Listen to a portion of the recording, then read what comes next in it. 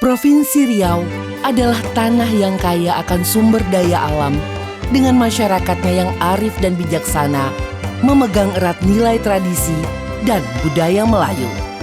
Namun, Provinsi Riau di masa depan membutuhkan kepedulian kita demi tercapainya kehidupan yang lebih baik. Provinsi Riau saat ini terus bergerak maju, tumbuh, dan berkembang. Turut serta mengambil andil dalam menentukan arah pembangunan Riau yang lebih baik dan lebih sejahtera, sejatinya menjadi tekad bersama bagi masyarakat Riau. Demikian halnya dalam menentukan pemimpin Provinsi Riau di masa yang akan datang. Memberikan hak pilih kita pada pilkada serentak yang sudah di depan mata akan menjadi penentu harapan untuk Riau yang semakin maju, semakin harmonis, dan sejahtera.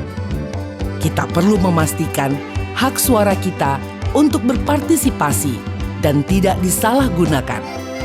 Mari gunakan hak konstitusional kita pada 27 November 2024. Suaramu menentukan masa depan Provinsi Riau.